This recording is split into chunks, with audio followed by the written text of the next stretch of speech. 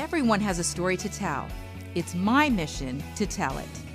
Unscripted, unedited, we are on the record.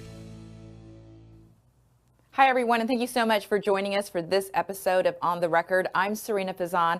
On this show, we do love sharing inspiring stories from incredible people. And let me tell you, two of those incredible people are in our studio right now, Bernadette and Chris Pello. Thank you so much for being here, guys. Thanks for having us. Yes. So you may recognize them because they're also on A Love in America, but we're going to share that story later.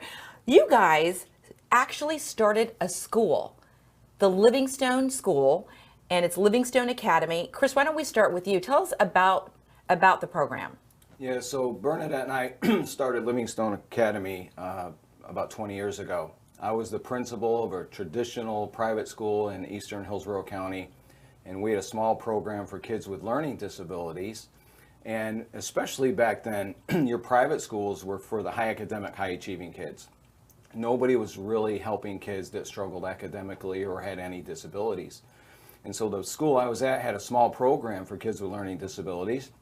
And if you went to any other private school in the area and said, my child has a learning disability, they're autistic, they have ADHD, they'd say, we can't help you, but call Chris Pello. He has a program and he can.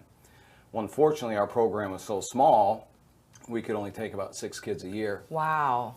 And so we decided at that point that, there's a real need for a school to help struggling students academically. So we prayed about it, and we both resigned from our jobs. We took out a second mortgage on our home.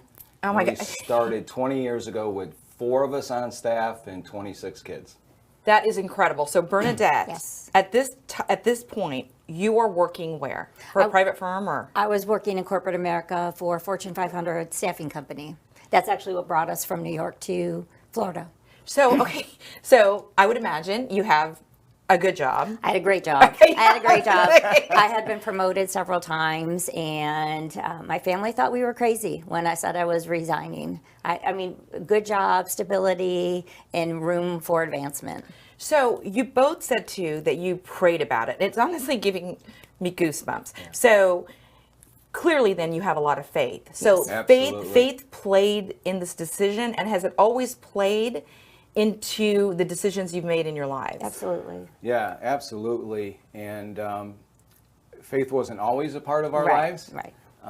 But when we moved to Florida, and we were raised in the Catholic Church, and we had a lot of understanding of who God is and who He is in our life. But I think as you get adults, you have children, I think faith becomes more important as you become older.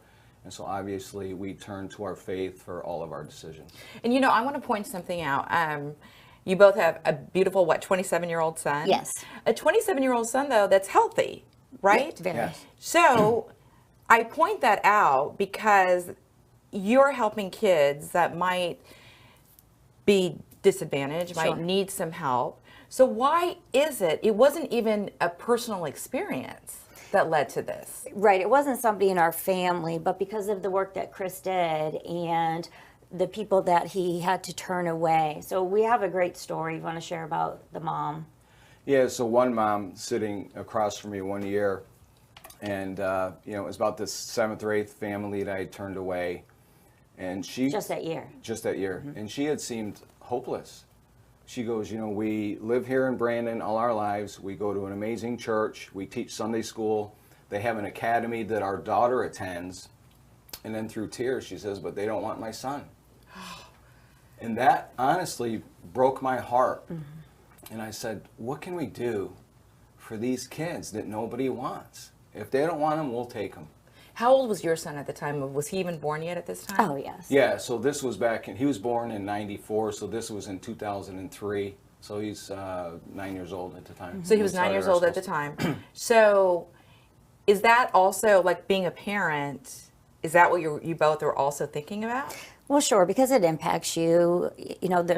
Being a parent is hard enough, but then when your child has some issues, and a lot of parents don't know, where to find resources or what their options are. So it is really difficult for a parent.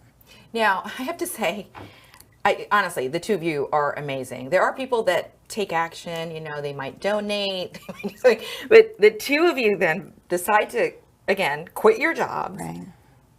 and you take out a loan, Yes. a second mortgage. Second mortgage to buy books and desks and hope. And where was the school first started? So we were actually pretty fortunate that one of the teachers at the school I was a principal of, she had a son with a learning disability, and her husband pastored a small church in Brandon. So we rented classroom space from her because the classrooms sat empty Monday through Friday. They used them on Wednesday nights for youth group and Sunday mornings. So we rented classroom space from her. But then all of our office was done at our home in our third bedroom, turned it into an office. That's Yes. where our accountant met with us.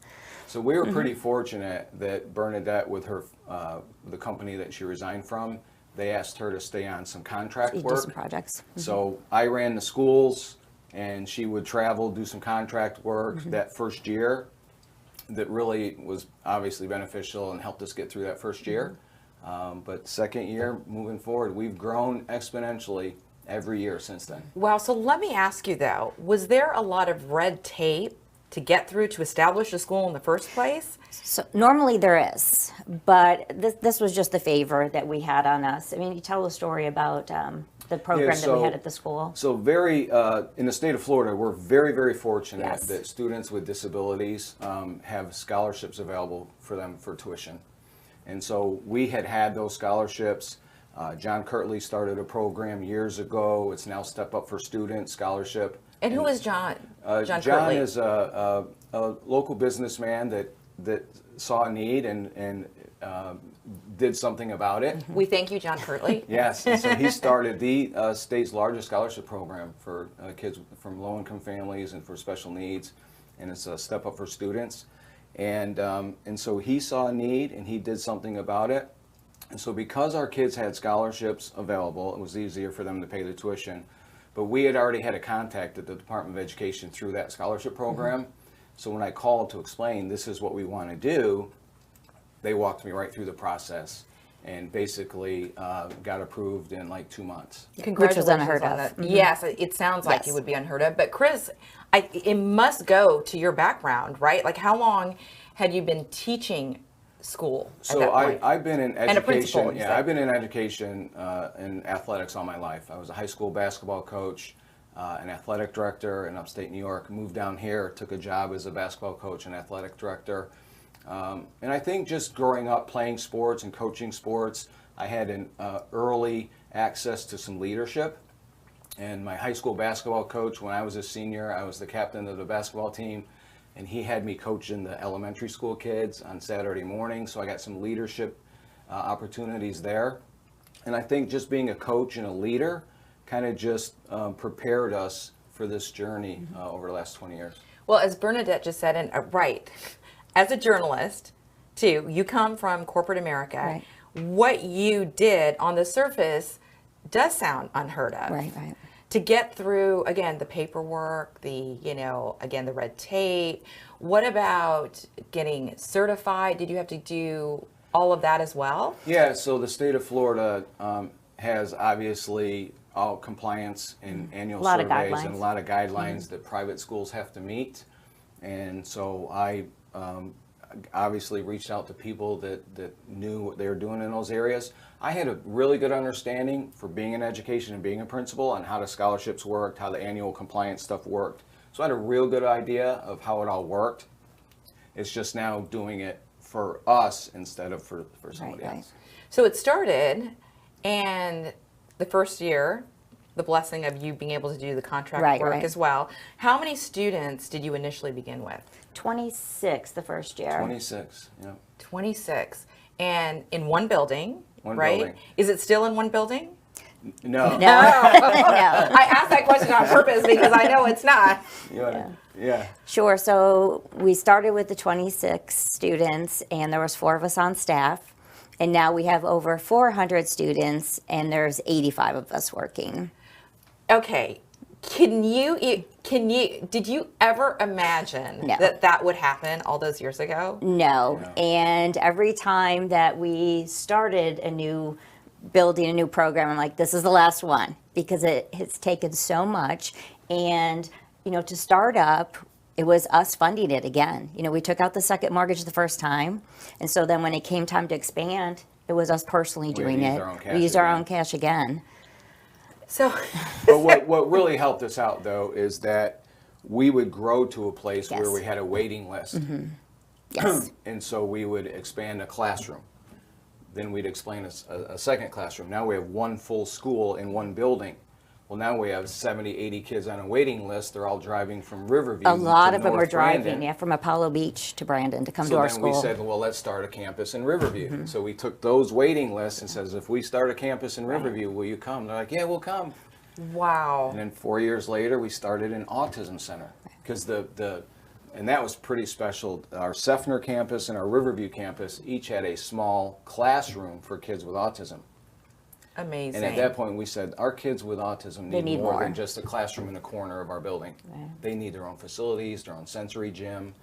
And so we had a wait list of kids to go to the autism center, and we did the same thing. We started the autism center in 2013 with 40 students.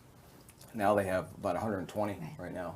In what age, how does a school start at kindergarten and go up to high school, or what's the? We go kindergarten through 12th grade, but it depends on the location. So our autism center is kindergarten through 8th grade. Our Seffner has our general ed high school, so that location goes 1st through 12th grade.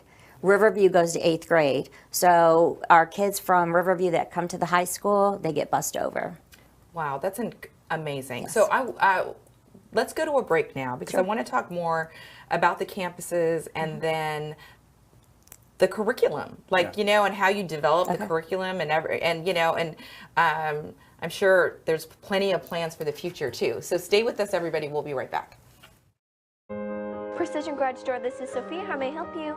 It's the people who work here that make the difference. That's what we're all here for, teamwork, right? Exactly, yeah. That's why we're here for you today. With one purpose, If you need us, Precision is here for you. to give their best to our customers. We put out love and we get like 10 times back. You get it coming back too. Yeah. We work for you. So thank you, Tampa Bay, for year after year making Precision Garage Door a top workplace. Label Swap is a retail store that you can bring in the items you don't want anymore. We will buy them for either a cash offer or store credit, and you can also shop the items as well. We carry anything from H&M, Lululemon, up to your luxury items like Gucci and Louis Vuitton. There's nothing really around like it here in the market. It is a fun, personalized experience. Coming in from LA, DJ Robbie Drums himself. I love show days. I always have a huge smile on my face. It's gonna be like It's my absolute favorite day of the week. What is it? I'm Serena Fazan. What is Bitcoin? What is blockchain? Red House Streaming, powered by CPU Communications, is the home of my show, On the Record. Thank you for joining us. If you have a message and you want to get that message out there, streaming is the way to do it.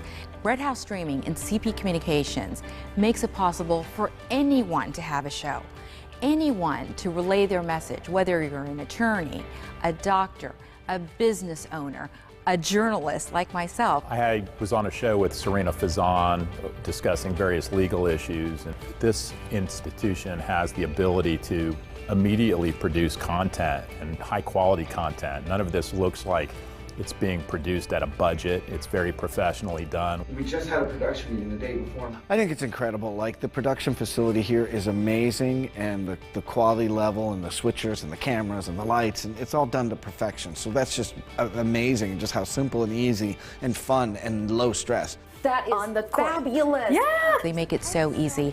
Everything is done. It was a great atmosphere, wonderful staff, very professional. First-class operation from beginning to end. I felt like I was a part of a family. We're going to roll your hands around and up behind your head. I would tell people if they're intimidated or afraid or nervous, don't be. Red House Streaming and CP Communications makes it so easy. Anybody can fulfill their dream of having a show if you want to. Oh my gosh, I think, ooh, can you do that again?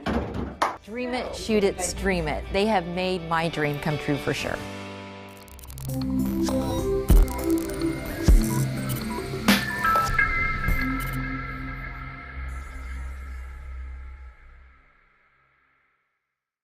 Welcome back to On the Record, everybody. Oh my gosh, I'm here with this amazing couple, Bernadette and Chris. I cannot believe, here you are, more than 20 years ago, you start a school to help. Tell us the type of children you help again, for people who are joining us late. So all of our schools are specifically for students with unique abilities. And what that means is that they have some formal diagnosis of some type of learning disability. So they come to us with an IEP or a 504 plan.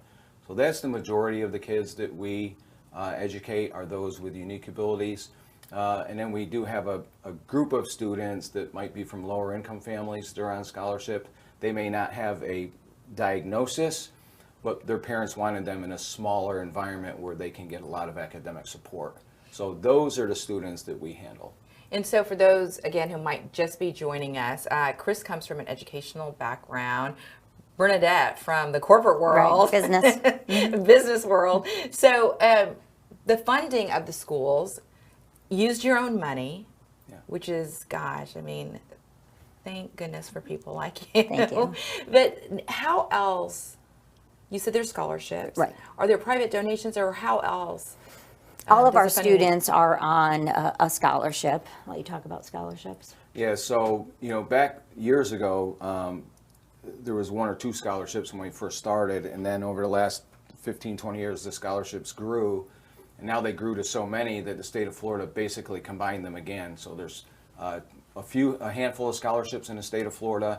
We're very fortunate that the state of Florida leads the country, I believe, in parental choice for education. And Governor DeSantis and the Florida Department of Education has done a fantastic job in giving parents the authority and giving parents the support to choose their own schools, giving them the resources, scholarships available for their kids.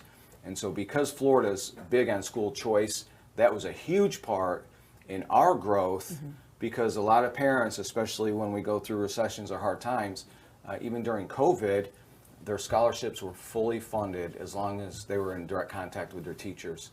And so we were able to grow, I think, a lot quicker because tuition was available to these parents in scholarships, and we didn't have to just rely on private paid families to attend. That says a lot about the state. Yeah, it does. And our educational system. Because I know sometimes, and we hate to say it, being on the record, sometimes Florida might get a bad rap for education. They might say the schools aren't as maybe as strong as some of the others, but it's great to hear that we also lead the nation in other programs as well. Well, it's because we do not spend a lot of money on education. We're very low in the country for our per pupil spending, but we have options and choices.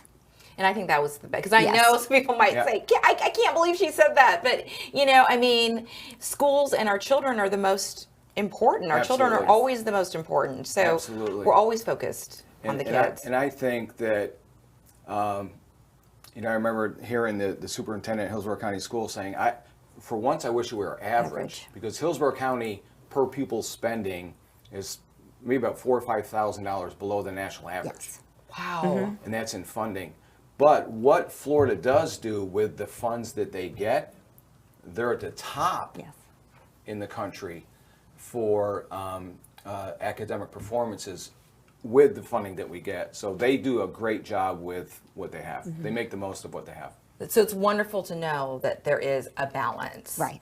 So when it comes to Livingstone Schools and Academy, the Academy, right, is celebrating a major milestone this year? We'll be celebrating 20 years, yes. Yes. Did you ever imagine all those years ago that you would be celebrating 20 years? No, and I could not have imagined, I don't think either one of us could, how big we would have gotten, from renting our first location space, at a church, to now we have 4 locations in 2 of the buildings we own. So that was definitely something not on our radar way back then. What are the plans? What are the plans now for the future? So basically with Livingstone Schools, the 4 locations, we're going to maximize our enrollment. We have 2 high school programs. We have a high school program for students that will graduate with a 24 credit regular high school diploma. And then we have a high school program for kids with intellectual disabilities and Down syndrome. They'll get their Access Points diploma. For those students there, we're going to be starting a transition program next year for 18 to 22-year-olds that will prepare our young adults for life skills, some job placement skills for the lower functioning students with unique abilities. And then we're proud to announce that in September of this year, we're launching Florida Trade Academy, and it's a pre-apprenticeship program called Florida Trade Academy, and it's for any young adult that has a high school diploma or a GED that maybe didn't go to college or they did go and it wasn't for them. We have a trade school that we're starting here in Tampa that's going to impact the state tremendously over the next few years. We're so honored that you announced that on the record, on the show. That's so exciting. Yes, it is exciting. That is so exciting. You know, I have to go back, though, to the two of you. I mean, modesty and humility aside, oh my gosh, I mean, how can the community be so blessed, honestly, to have people like you? That's a very hard question to answer. I'm like, that's you to pat yourself on the back. Thank you. No, I appreciate that. You know, we firmly believe that if you want to grow your business, you need to impact your community and you need to be involved. And so a lot of our growth has come because of, first of all, we saw a need and we found a way to fill it. But then all the connections that we have made in the community has helped us to, you know, have the resources to grow and expand. There's always somebody that we can call and say, this is what we're doing. You know, how can we do this? You know, what can you suggest? We have a great support system. You know, it's so interesting that you say that too, because of course what you guys are doing, helping students, giving them a leg up, you know, but to also refer to it as a business as well, whether it's nonprofit or for-profit, it is about connections and who you know. Sure. Absolutely, and our schools are nonprofits, and so you know we're and we appreciate the compliment, but we're from just the bottom of my heart. We're just two regular people that had a vision and had faith and had the courage to step out in faith and just trust God that everything was going to be okay. I would say you guys are pretty extraordinary people, and I think people would agree with that. Thank you. We were just awarded for the Brandon Chamber.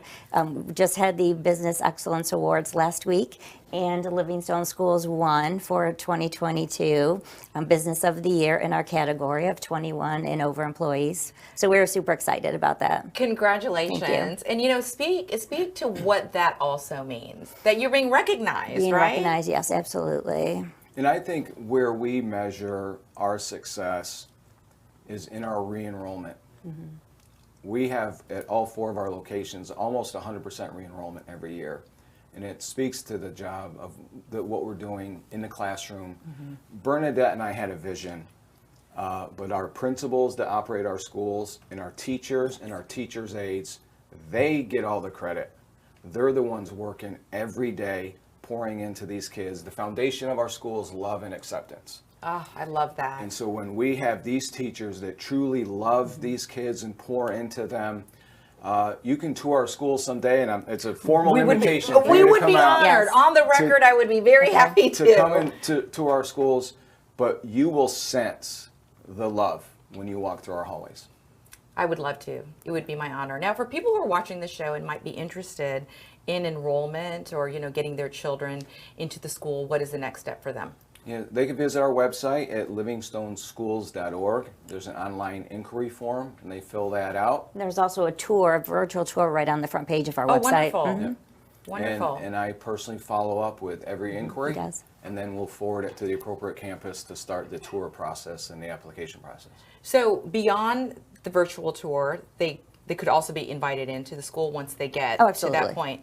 Yeah, so we'll invite them in, and we'll do we'll meet the family. We'll do an assessment of the student, and it takes about an hour and a half to do our tours and assessments, because we want to make sure that we're going to be a service to the student, not a disservice. Right. And so if we don't feel we can meet the student's needs, we're going to recommend them out to some place that we feel that could. You guys are both incredible. Is there anything that you would like to add that I did not ask you? I think we covered a lot. I hope I did. Yeah. I do want to say to the audience, though, the thing I love, and we talked about this before the show, is we will do the show based on recommendations from people in the community. Yes. So community members will reach out and say, hey, we would like to hear from the founders of Livingstone Schools and Academy. And we did get that request from Dottie Groover Skipper, who has been on the show. Yes. And so it's great to have you here. Thank you. So if you guys want to suggest anyone, please let us know. Viewers, again, if you would like to suggest anyone, please let us know via email at production@redhousestreaming.com. Also, please share the show. We're on multiple social media platforms, and we're also on Roku right now. And at the very beginning, I said, we love sharing incredible stories from inspiring people, and not to get too preachy, right? But I think that's what we need right now. Absolutely, yes. We need the love. So, absolutely. So spread it, please, on our behalf. Thanks so much for watching, everybody, and thank you for being on. Thank you. Thank you.